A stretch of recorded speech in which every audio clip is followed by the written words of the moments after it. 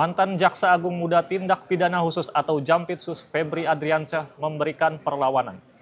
Febri mengajukan gugatan pra-peradilan atas proses hukum yang menjeratnya. Febri Adriansyah merupakan tersangka kasus dugaan korupsi besar dan tindak pidana pencucian uang. Febri merasa dirinya dizolimi karena dijadikan tersangka. Kini pra-peradilan diajukan tim advokat ke Pengadilan Negeri Jakarta Selatan. Gugatan didaftarkan ke PN Jaksel pada Rabu 5 Agustus 2026. Tim kuasa hukum mengajukan gugatan pra-peradilan untuk menguji keabsahan penetapan tersangka hingga sejumlah tindakan penyidik lainnya.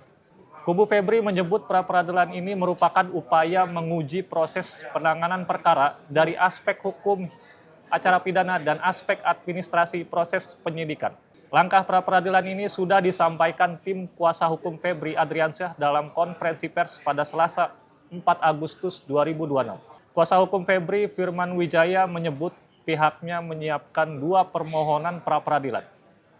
Permohonan pertama ditujukan untuk menguji proses hukum yang dilakukan Kejaksaan Agung, termasuk penetapan tersangka, penahanan, penggeledahan, hingga penyitaan. Sementara permohonan kedua menguji proses penyidikan yang ditangani Kortas Tipikor Polri. Menurut tim kuasa hukum, langkah pra-peradilan bukan untuk menghindari proses hukum. Mereka menegaskan tujuan utama gugatan tersebut adalah memastikan seluruh tindakan aparat penegak hukum dilakukan sesuai ketentuan Kitab Undang-Undang Hukum Acara Pidana atau KUHAP. Tim juga mengklaim telah menemukan sedikitnya 9 dugaan pelanggaran dalam proses penyidikan terhadap Febri Adriansyah.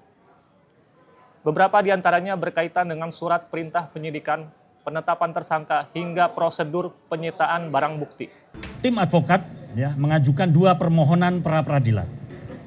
Jadi ada 2 permohonan pra-peradilan. Yang pertama, permohonan pertama terkait dengan upaya paksa yang dilakukan oleh Kejaksaan Agung Republik Indonesia dalam penetapan status tersangka, dugaan tindak pidana pencucian uang dan upaya paksa penahanan.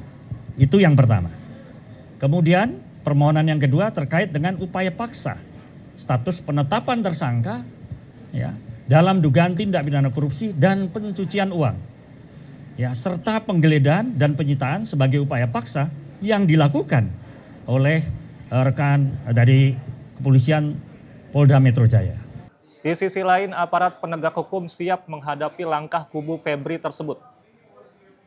Kejaksaan Agung menegaskan pengajuan pra-peradilan merupakan hak setiap tersangka. Sementara itu, Korps Pemberantasan Tindak Pidana Korupsi atau Kortas Tipikor Polri juga menyatakan siap menghadapi gugatan pra-peradilan Febri. Belum lama ini Kejagung menggeledah salah satu rumah Febri Adriansyah di Kebayoran Baru, Jakarta Selatan pada Jumat 31 Juli 2026. Dalam penggeledahan tersebut, penyidik menyita sejumlah dokumen yang diduga berkaitan dengan perkara dugaan tindak pidana pencucian uang. Dokumen yang disita akan dianalisis untuk memperkuat pembuktian dalam perkara tersebut.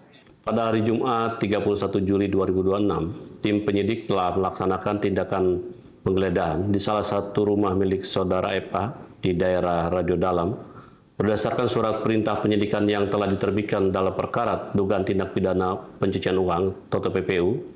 Dari hasil penggeledahan tersebut, penyidik melakukan penyitaan terhadap sejumlah dokumen yang diduga memiliki keterkaitan dengan perkara yang sedang disidik. Selanjutnya, sesuai dengan ketentuan hukum acara, penyidik akan mengajukan permohonan persetujuan penyitaan kepada Pengadilan Tindak Pidana Korupsi.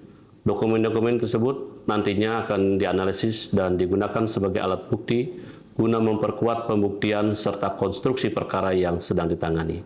Polri juga lebih dulu menggeledah sejumlah lokasi yang diduga terkait perkara Febri. Di Cafe Declan Signature, penyidik menemukan brankas berisi uang asing dan rupiah setara 60 miliar rupiah lebih. Sementara itu, dari rumah Febri di Sentul, penyidik menemukan 7 koper berisi 74 kg emas batangan serta uang dengan estimasi nilai keseluruhan sekitar 476 miliar rupiah. Demikian headline iNews ID hari ini. Simak berita-berita terbaru hanya di inews.id. Saya Reza Fajri, sampai jumpa.